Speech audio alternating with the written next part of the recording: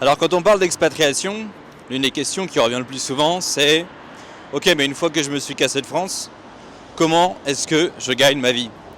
Alors dans cette vidéo, je vais vous raconter comment j'en suis venu à créer un business, on va dire semi-physique, ici en Roumanie, sans parler la langue, et alors que j'avais d'ailleurs le pied pété. Quand j'ai commencé ce business, j'avais le pied pété et je marchais comme ça, en boitant.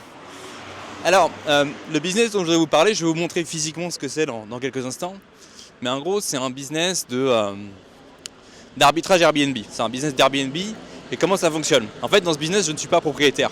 Je vais louer des appartements en longue durée. Et ensuite, je les mets sur Airbnb, en courte durée donc. Et vous le savez, comme du coup en courte durée, on gagne plus de fric, ça crée une différence, ça génère une différence, qui est donc la base de ce business model. Avec cette différence, ce qu'on va faire, c'est qu'on va ensuite créer des systèmes, on va engager des femmes de ménage, et en fait c'est comme ça que le système tourne et qu'on automatise ce système. Alors comment j'en suis venu à créer ce business ici en Roumanie? En fait, ça faisait longtemps que j'avais l'idée. J'avais entendu parler de ce business depuis super longtemps en fait. J'en avais entendu parler de la part des Américains. C'était resté dans un coin de ma tête tout simplement. Mais j'étais jamais vraiment passé à l'acte en fait. Et un jour, j'avais un peu de sous de côté. Et je me suis dit, tu sais quoi, j'ai bien envie de tester ce machin-là. J'ai envie de tester ce truc-là. Et donc, j'ai pas tergiversé en fait. Je me suis lancé. Vous savez, très souvent, moi je vous dis qu'il faut pas perdre du temps, il faut pas attendre que les étoiles s'alignent pour vous lancer dans un business ou quoi. Il faut juste se jeter à l'eau et tester rapidement, voir si ça marche. Si ça marche pas, on arrête, on n'a pas perdu de temps. Et si ça marche, on a trouvé un truc. Okay, et c'est ce que j'ai fait. Et pour la petite anecdote en fait, donc alors j'ai fait ça, je me suis quand même renseigné rapidement sur YouTube. Voilà, moi en fait je me suis formé avec des gourous américains là-dedans. Et voilà, mais du coup c'était pas destiné au marché roumain. Moi le contenu que j'écoutais là-dessus c'était des trucs américains quoi, tu vois. Et donc je me forme là-dessus. Et donc après, je commence à prospecter tout simplement. Tiens regarde, tu vois ça. Autant en Roumanie t'as des trucs tout neufs, autant t'as des trucs qui commencent vraiment à dater. Alors il y en a qui trouvent ça beau, moi pas vraiment. Ça c'est une clinique de pédiatrie. Je sais pas si tu voudrais mettre ton gosse là-dedans. Bon allez, sans doute à l'intérieur, je suis déjà rentré dans des trucs comme ça parce que mon frère a fait médecine ici, donc je sais que c'est pas horrible. Mais après c'est mieux d'aller dans le privé quand on peut se le permettre, ça c'est sûr, tu vois. Donc tu vois, je te disais, j'avais déjà le business model en tête depuis un moment, mais quand j'ai décidé de franchir le pas, j'ai franchi le pas en fait. J'ai créé un plan d'action, pas un business plan quoi, mais un plan d'action. Et puis j'ai commencé par prospecter tout simplement. Et j'étais tellement motivé en fait que, pour la petite anecdote, voilà, je m'étais pété le pied, j'étais allé dans un restaurant avec une vue de ouf d'ailleurs, faudrait que j'y retourne un jour et que je vous filme. Mais je m'étais pété le pied parce qu'il y avait un petit jardin, et dans le petit jardin du restaurant, il y avait des toutes petites crevasses. Et à un moment donné, j'ai couru et mon pied s'est pris dans la crevasse de la mauvaise manière. Et ce que je me suis pété dedans, j'ai oublié le nom du truc, mais après j'ai regardé sur internet et j'ai vu que c'était un petit os qui se pétait super facilement. Et donc du coup pendant plus d'un mois, je boitais comme ça. Et alors je suis allé prospecter mon premier appartement comme ça en fait, même mes premiers appartements comme ça. Et alors j'étais quand même en phase de guérison, c'était pas dès les premiers jours, mais j'avais toujours effectivement une béquille, une attelle, et puis voilà, je boitais. Et je suis allé prospecter mon premier appartement comme ça, et évidemment, vous vous en doutez, le premier appartement que j'ai prospecté, ça a été un non. En fait, le mec était super sympa, mais il m'a dit voilà, en fait, dans cet immeuble-là, on peut pas, parce qu'il y a un tel qui a signé un truc, ou en fait, il a le monopole d'Airbnb. Donc, il y avait déjà un mec qui faisait Airbnb, et il s'était arrangé pour pouvoir effectivement être en situation de monopole. Je sais pas du tout si c'est légal, si c'est possible, si c'est vrai, si c'est pas vrai. Honnêtement, je m'en fous, on les excuses des agents immobiliers, c'est le dernier de mes soucis. Ou bien tu veux travailler avec moi et on travaille, ou bien tu veux pas, tu vas avoir bon week-end. Et donc, tu vois, voilà, c'était le premier appartement. Et mais évidemment que j'ai persévéré. Et à chaque fois en fait que je revenais chez moi, je faisais une analyse de du pitch que j'avais délivré. Évidemment mon élocution s'améliorait, puisque évidemment quand vous allez délivrer ce pitch là pour la première fois, vous allez bégayer, vous n'allez pas trop savoir quoi dire. Mais à force de le refaire encore et encore, je m'améliorais sur le plan technique, concrètement qu'est-ce que je raconte comme histoire à tous ces petits gens là, aux agents immobiliers, aux propriétaires pour qu'ils acceptent. Mais également je m'améliorais sur le plan de l'aisance. Tu vois, sur l'aisance, c'est de plus en plus à l'aise, etc. Et tu vois, ça c'est vraiment un truc que je cherche à te transmettre, c'est que tu vois, que ce soit quand je me suis lancé dans le biz, que ce soit quand je me suis lancé dans la drague de rue, au début j'étais vraiment pas à l'aise, tu vois. Mais c'est comme quand tu rentres dans l'eau en fait d'une piscine quoi, et que c'est froid, au début c'est inconfortable mais il faut bien rentrer. C'est impossible de rentrer dedans que ce soit déjà chaud en fait, tu vois. Ou alors que c'est déjà chaud, c'est que le business est déjà saturé, tu vas voir que c'est un scam. Mais dans le monde réel, en tout cas moi c'est mon expérience, tu vois, quand je me suis lancé dans des trucs, ça a été dur au début, tu vois. Donc bref, voilà, je commence à prospecter une fois, deux fois, trois fois, plusieurs fois. Et à chaque fois, j'améliorais mon pitch. Jusqu'au jour en fait où je suis tombé sur quelqu'un qui m'a dit bah ouais, ça en fait on connaît le business et on est chaud de travailler avec toi comme ça. Et en fait, il connaissait déjà le business. Donc le proprio avait déjà travaillé avant avec des gens qui faisaient de l'arbitrage. Mais là, du coup, pour moi, ça a été un petit red flag parce que je me suis dit ok, mais s'il connaît déjà le business, il l'a déjà fait, pourquoi le mec avec qui il l'a fait avant d'après il a arrêté en fait. Et donc j'ai posé la question, je me suis dit bah, pourquoi le gars qui était là avant il s'est barré. Et en fait il m'a dit que c'est parce que le gars qui était là avant il avait été là pendant la période 2019-2022, donc vous savez la fameuse période là, et ben ça a complètement éclaté son business, tu vois. Et donc moi malheureusement j'ai bénéficié de son malheur, à savoir que lui sa société elle a crash, et moi quand je suis arrivé sur le marché c'était la fin de cette période là, et donc j'ai pu effectivement bénéficier, non seulement de trouver cet appartement là, mais également bénéficier d'un certain rebond au niveau du tourisme. Tenez, on fait un petit tour ici, je vous montre cette espèce de, je sais pas du tout ce que c'est que ça, hein. Regardez, c'est comme c'est sympa, une espèce de, je sais pas ce que c'est, cette structure bizarre là. Sympa. Bon, bref, c'est quand même un peu vieillot derrière moi. Mais voilà, c'est comme dans un centre-ville comme ça, c'est sympa de regarder des coins un petit peu boisés comme ça. Bref, continuons notre visite. Donc voilà, c'est comme ça en fait que j'ai lancé le biz. Tu vois, c'était un truc qui me trottait dans le coin de la tête. Et un jour, j'ai juste lancé et je suis allé d'échec en échec jusqu'à ce que ça marche en fait, tu vois. Et pour moi, ça a toujours été comme ça. Tu vois, ça n'a jamais marché depuis dès le début. Je suis allé d'échec en échec, de non en non. J'ai fait des visites d'agents immobiliers. Alors il y a une visite que j'avais fait en fait. Alors moi, c'est pareil. Hein. Moi, c'est ce que j'ai toujours conseillé dans ce business. N'allez pas directement dire à l'agent immobilier voilà, j'ai envie de mettre l'appartement sur Airbnb, c'est pas comme ça qu'on fait, ok. Donc la meuf m'avait dit voilà, c'est pourquoi machin, plus ou moins je lui fais croire que c'est pour moi, que c'est pour ma société, mais je dis pas exactement ce que je vais faire avec. On arrive sur place, on visite l'appart, et donc là je fais ce qu'on appelle le switch, c'est le changement de discours. Donc je m'adresse au propriétaire, parce que le but en fait c'est de rencontrer le propriétaire. Je m'adresse au propriétaire et je dis au propriétaire, mais voilà, je voudrais faire ça, etc. Je lui parle évidemment des avantages et des inconvénients, puisque le but effectivement dans ce business model également, ça va pas être de présenter au propriétaire la chose en mode se rendre pour l'appart et de mettre sur Airbnb. Une façon de présenter les choses, je vais lui montrer les avantages de faire ce business là. Je lui repose ça et qu'est-ce qu'il me dit le mec? Il me dit bon d'accord mais je vais augmenter le loyer. Et en fait c'était mort parce que moi de base son appartement je le trouvais déjà trop cher et je comptais le négocier à la baisse. Et non seulement ça, mais j'ai découvert que son appartement certes était vraiment pas mal, mais il était dans un endroit en centre-ville où pour rentrer dans l'appartement tu devais passer par un hall qui était rempli de poubelles en fait. Et ça j'ai tout de suite vu que ce serait un problème parce que tu te rends bien compte que lorsque tu parles avec un touriste sur Airbnb, tu vois, bah tu vois la première impression est toujours la plus importante. Donc ça veut dire que quand le gars il va arriver dans ton logement, la première chose qu'il va voir c'est un lot de poubelles dans le hall, tu vois. Et ça c'est pas possible. Donc ça plus le fait qu'il ait voulu augmenter le loyer, je savais déjà que c'était mort. Donc en fait, ce qui s'est passé, c'est qu'après la visite, lorsque l'agent immobilier s'est rendu compte, c'était une meuf, que ça allait pas se faire, en fait, que j'avais un business model derrière la tête, en fait, elle m'a plus ou moins reproché. Elle m'a dit, voilà, tu aurais dû me le dire tout de suite, tu vois, moi je ne fais visiter les appartements j'ai mes clients particuliers, je fais pas visiter n'importe qui. Et tu vois, elle m'a reproché de ne pas lui avoir dit d'emblée le business model qui se cachait derrière mon opération. Mais en fait, ce qu'elle ne comprenait pas, c'est qu'en me disant ça, elle m'envoyait le message inverse. Parce que ce qu'elle me disait, c'était si tu me l'avais dit avant, j'aurais pas perdu mon temps, je t'aurais même pas fait visiter l'appart. Me donnant ainsi raison de ne pas le lui avoir dit avant. Ça c'était un petit peu ironique. Regardez, il y a un petit magasin de cuisine ici, qui est relativement sympa. Alors que ça, c'est des cuisines qui sont vraiment chères. Le quartier en question où on est là est pas, je sais pas si vous pouvez voir à l'intérieur, non peut-être pas. Le quartier où on est actuellement est pas ultra huppé. C'est pas non plus de la merde, c'est un quartier en centre-ville, donc il y a quand même de la rénovation à faire. Mais là, Cuxa, ils sont installés là, c'est vraiment des vendeurs de cuisine où ça coûte cher. Donc bref, voilà, tu vois, il y a des agents immobiliers, effectivement, tu vois, qui m'ont reproché en fait de ne pas leur avoir dit d'emblée de quoi il était question. Et du coup, ça m'a confirmé dans l'idée qu'effectivement, il faut jamais dire d'emblée, parce que le but, en fait, au début, c'est de dire ce qu'il faut dire pour pouvoir parler au propriétaire, en face à face.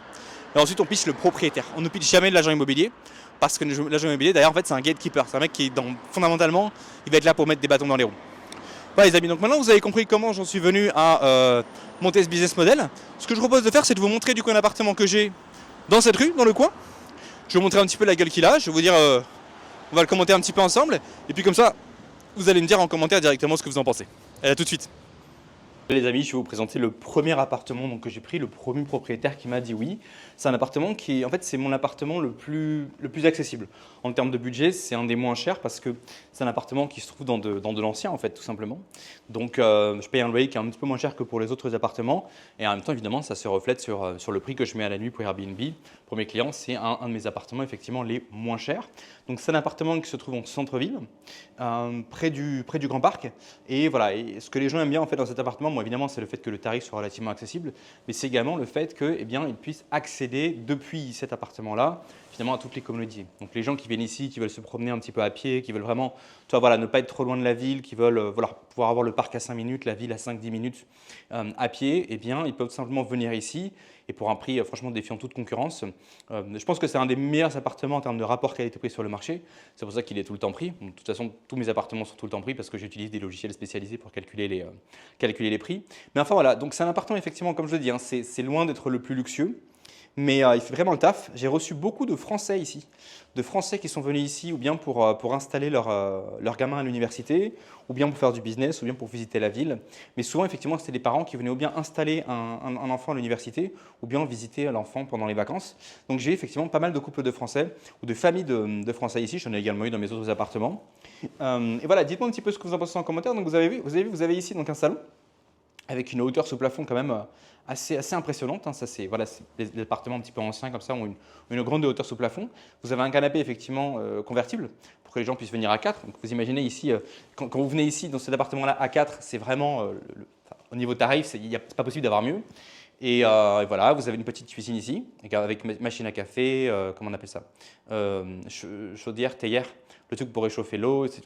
Ici, on donne aux clients donc on leur donne des petites capsules gratuites et également des petits chocolats.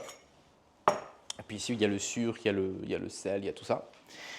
Sopalin, couteau. Normalement, dans le frigo, on a une petite bouteille de coca, une petite bouteille d'eau, mais aujourd'hui, la femme de ménage a oublié de mettre. Mais c'est parce que, il y a une raison spécifique à ça, mais bon, je ne vais pas vous envoyer avec ça. Et ici, regardez, il y a une petite salle de bain. Et en fait, c'est super marrant, enfin, c'est super intelligent ce qu'il a fait le propriétaire avec cet appartement, à savoir que il a dans un endroit qui, à mon avis, à la base, n'était pas fait comme ça, tu vois. Cette pièce-là, en fait, il a transformé cette pièce, qui était, semble-t-il, une espèce de hall d'entrée, finalement, en mettant une mezzanine en haut et une salle de bain en bas. Ce qui fait que, du coup, dans l'appartement qui potentiellement pouvait être un espèce de studio, eh ben, il l'a transformé en 2 pièces, tu vois. Avec, effectivement, une salle de bain, finalement, assez spacieuse, où on a quand même une baignoire. Hein. Alors, clairement, dans ce type d'appartement assez petit, on se serait attendu à simplement se contenter d'une douche. Voilà, on a une baignoire. On a la place pour une machine à laver, on a la place pour tout, finalement, ce dont on a besoin. On a la place pour tout un espace, effectivement, ici en haut, je ne sais pas si vous pouvez bien voir, pour dormir. Et effectivement, on est ici à un salon qui est également assez généreux, compte tenu, encore une fois, du prix, effectivement, à la nuit que les gens payent pour venir ici. Voilà, dites-moi ce que vous en pensez en commentaire. Est-ce que vous le trouvez bien l'appartement ou est-ce que vous le trouvez à chier? Est-ce que vous verriez passer 1 ou 2 nuits ici, peut-être pour aller à un festival, peut-être pour visiter la ville, en tant que célibataire, en couple peut-être? Est-ce que ça correspond à vos standings ou est-ce que vous c'est le luxe ou rien? Dites-moi un petit peu ce que vous en pensez. Et voilà, donc c'est à ça un petit peu que ça ressemble. Donc voilà, tu vois, c'est ici, je me rappelle. Alors, il faut savoir que toute la décoration ici que j'ai mis dans cet appartement, c'est moi. Tu vois, les lampes, les tableaux, là, tu vois, il y a pas mal de tableaux, ça m'a coûté assez cher les tableaux. Évidemment, les petits coussins, le petit fauteuil ici, les petites fleurs, tout ça, c'est moi qui ai rajouté. Quand je suis arrivé, il n'y avait rien de tout ça. Or, quand vous allez vous lancer sur Airbnb, les amis, ça va être très important hein, de mettre de la décoration, de rehausser un maximum l'appartement. Également, le petit tapis qui est là, c'est moi qui l'ai acheté pour pouvoir, également pareil, ajouter un petit peu de coziness à cet appartement. Et là aussi, la petite plante, tac. Et puis pareil, en haut, on a fait je ne sais pas si vous voyez encore une fois en haut, mais on va monter 3 secondes. En haut, il y a là c'est sombre, mais en fait il y a des petites lampes de chevet près du lit. Et l'espèce de ce que vous voyez derrière le lit là, pareil les tableaux c'est moi. Le papier peint qu'il y a derrière le lit, c'est de la tête de lit en fait, c'est moi qui l'ai faite. C'est un papier peint, je me suis vraiment pris la tête pour faire ça, mais c'était important parce qu'au début il y avait rien quoi, c'était blanc quoi, tu vois. Et c'est très important quand vous avez un Airbnb, les amis, de pas laisser tout blanc, tu vois. Et donc voilà. Donc voilà, c'est comme ça en fait que j'ai mis en place mon premier appartement. Et après, effectivement, une fois que j'avais le modus operandi, j'ai continué comme ça à mettre un appart, puis un autre, j'en ai mis plusieurs.